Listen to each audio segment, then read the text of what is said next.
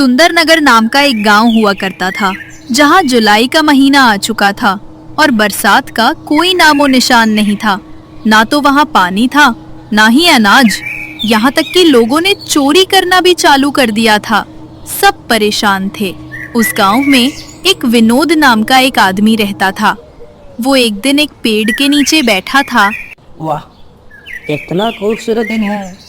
सूरज चमक रहा है, चिड़िया चींची कर रही है। दुनिया में सब कुछ एकदम ठीक है। उसकी बात मगलू नाम का एक आदमी भी सुन रहा होता है और बोलता है, अरे क्या बात कर रहे हो मियाँ? मुझे लगता है धूप में तुम्हारा बेड़ा फ्राई हो गया है।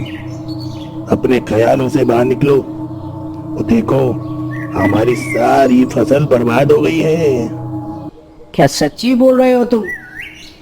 इस बार क्या अच्छी फसल नहीं होगी? अरे हाँ कांचा। कोई बात नहीं, गॉड इज ग्रेट। अनाज भी तो वही देते हैं ना, सब वो देख लेंगे। अरे कांचा, तुम ये सब बातों पे यकीन करते हो क्या? तभी विनोद के हाथ से मगलू की आंख में लकड़ी लग जाती और वो दर्द से चिल्लाता। क्या हुआ यारो, आंखों में कुछ लग गया क्या? अरे इधर देखो, क्या कर दिया तुमने कांचा? ओह ठीक है ठीक है, इसकी दवा शहद है। ये लो, मेरी झोली में बनाया है। ये लो यारा, लगा लो इसको। अरे रुको रुको, ये क्या कर रहे हो? तभी वो उसकी आंखों में शहद डाल देता और उसको आराम मिल जाता। अरे वाह, वाकई में बहुत अच्छा लग रहा है। इसको लगाने के बाद थैंक यू कांचा। मैं तो तभी बोला, इसका इलाज सिर्फ शहद है, इसको और रगड़ो, ठीक हो जाएगा। अच्छा मैं चलता हूँ, मुझे घर की छत की मरम्मत करना है। किसको मालूम था कि शहद से ठीक हो जाएगा? मगलू इतना बोलता है, तभी शहद को सूंघते सूंघते उसके पास कुछ मधुमक्खियां आ जाती हैं।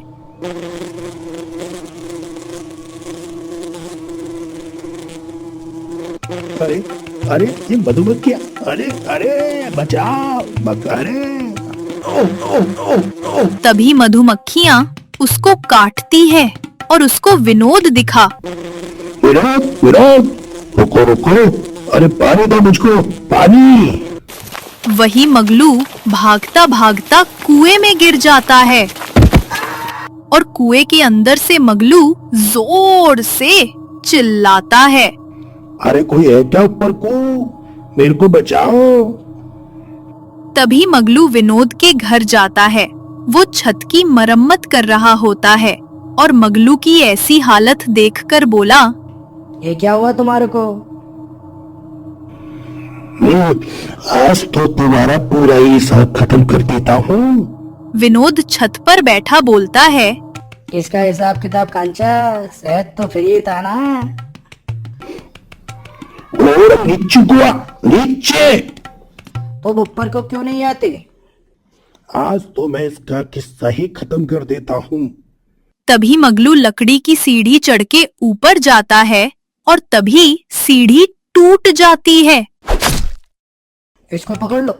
वो उस डंडे को पकड़ता और दोनों नीचे गिर जाते और मगलू का मुंह गोबर में गिर जाता। अरे भाई, तुम तो गिरे, मुझे भी गिरा दिया। पर कोई बात नहीं, चलो मैं अपने घर को जाता, ठीक है ना? क्या ठीक है? आज तो मेरा दिन खराब हो गया, पर मैं तुझे देख लूंगा। विनोद अपने घर में जाता है और उसकी बीवी की रोते हुए आवाज आती है।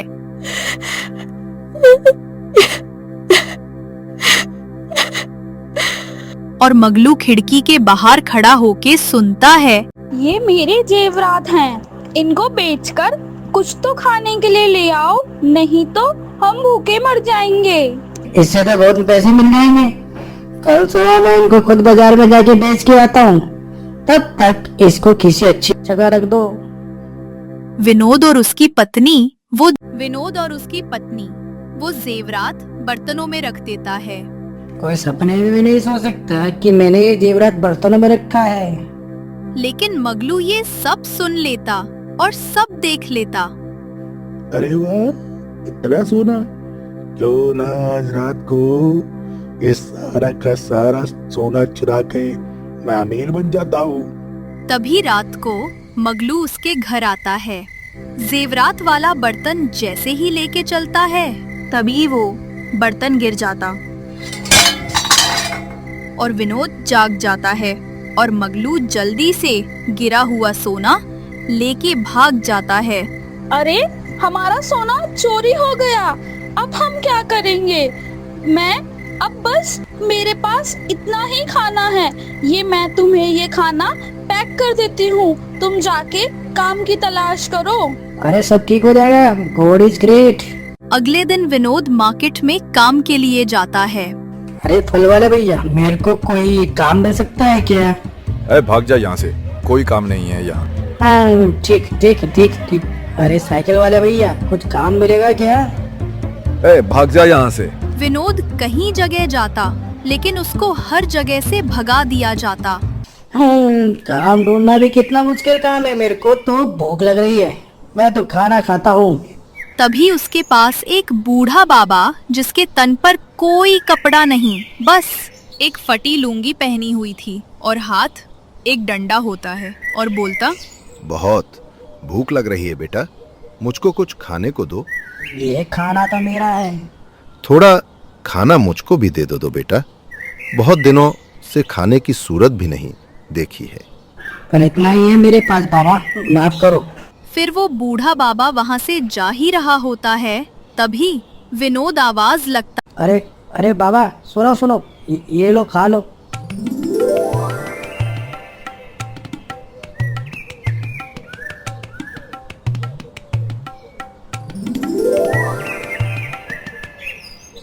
बहुत बहुत शुक्रिया मेरे बच्चे, वह खाना बहुत अच्छा था। बाबा सारा खाना खा जाता है। आपने तो पूरा ही खत्म कर दिया।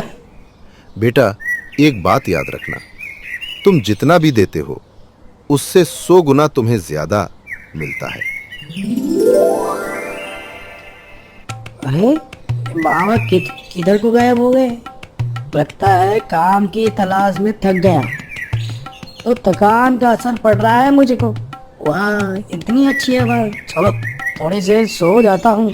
तभी वो सो जाता है और थोड़ी में वो उठता और उसके सामने एक बड़ा सा बर्तन दिखाई देता। अरे मटका। और वो उसको उठता लेकिन भारी वजन होने के कारण उठा नहीं पाता। जरूर इसमें कुछ तो होगा, देख लेता हूँ मियाँ। अरे वाह, खाना, चावल, सब्जी, पापड़, वाह वाह, इसमें इतना खाना है, मैं थोड़ा खाना खा लेता हूँ।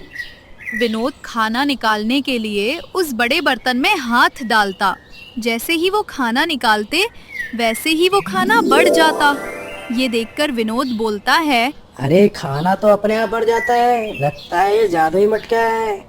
इसका मतलब वो भगवान का रूप थे।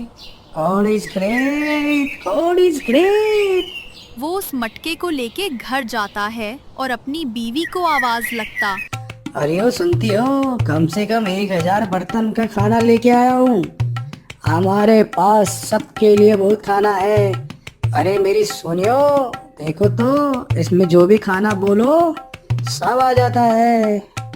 अरे वाह, ये तो कमाल है। हाँ हाँ, गॉड इज ग्रेट। हम कभी भी भूखे नहीं रहेंगे, अब हम अपने सभी दोस्तों और रिश्तेदारों को पेट भर खाना खिलाएंगे। तभी वह अपने सारे दोस्तों रिश्तेदारों को अपने घर पर खाने के लिए बुलाता है और मगलू अपने घर पर बैठा विनोद के घर से चहल सुनकर बोला, अरे मियाँ, ये क्या शोर शराबा आ रहा है? विनोद के घर से जाके देखता हूँ मैं। मगलू विनोद घर जाके देखता है और चौंक जाता है। अरे बाबा, इतना सारा खाना कहाँ से आया? ये क्या, एक जादू का मटका जिसमें जितना मर्जी खाना निकाल सकते हो। मेरे पास भी होना चाहिए ऐसा मटका जिससे मैं जितना खाना खा सकता हूँ। विनोद मेरे अच्छे दोस्त, कितना अच्छा मटका है तेरे पास। शुक्रिया शुक्रिया। एक सवाल है यारो, तुझे किधर को मिला?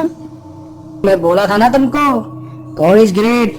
मैं क्या किया, अपने भगवान को थोड़ा सा खाना दिया और फिर सो गया, और उठा तो देखा एक जादुई मटका मेरे सामने को रखा। ऐसा क्या, और किधर हुआ ये सब? अरे गांव के बाहर पुराना बरगद का पेड़ है ना, उसी के नीचू। अच्छा अच्छा अच्छा। अरे क्या सोच रहे हो मियां, आओ ना तुम भी कुछ खाओ। मगलू वो से चला जाता है और अगले दिन वो भी उस पुराने पेड़ के नीचे चला जाता और वैसा ही करता जैसे विनोद ने उसको बताया था। ये वही पेड़ है जहाँ भगवान दर्शन देने को आते और मेरे को अमीर बना देते, बहुत अमीर। फिर वहाँ बाबा मगलू के पास आ जाता। ये भिखारी कहाँ से आया? चल भाग भाग यहाँ से, हट। बेटा, तुम्हारे खाने में से थोड़ा मुझको भी दे दो ना। ना छोड़ा नहीं, अपने इन गंदे हाथों से खाना भगवान के लिए लाया हूँ मैं, तुम्हारे जैसे किसी भिखारी के लिए नहीं। चल भाग यहाँ से, भाग। लेकिन बेटा, तुम जितना भी बांटोगे भगवान से तुम्हें उससे 100 गुना ज्यादा मिलेगा। ये भाग किधर से, मेरे को सिर्फ पैसे से मतलब। ये भाग इधर से, भाग। अब मैं भगवान का इंतजार करता हूँ। उसको काफी देर हो गई वहाँ पर भगवान का इंतजार करते करते। फिर वो सो जाता है और जब वो सोकर उठता है तभी वो देखता कि उसका खाना खत्म हो चुका था और उसे भी एक मटका दिखा। अरे वाह, मिल गया मेरे को मेरा जादुई मटका। वो उस मटके को अपने घर ले आता है। तभी वो मटके में हाथ डालता और मटके में से एक जिन बाहर निकल के आता है।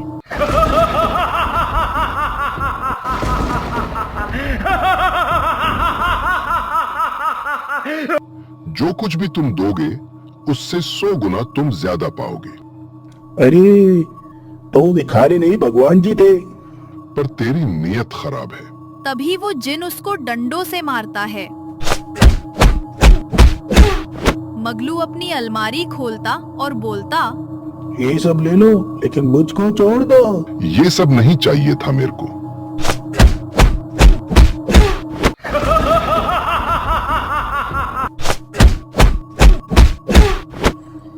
क्या हो रहा है उधर? उधर जाके देखता हूँ।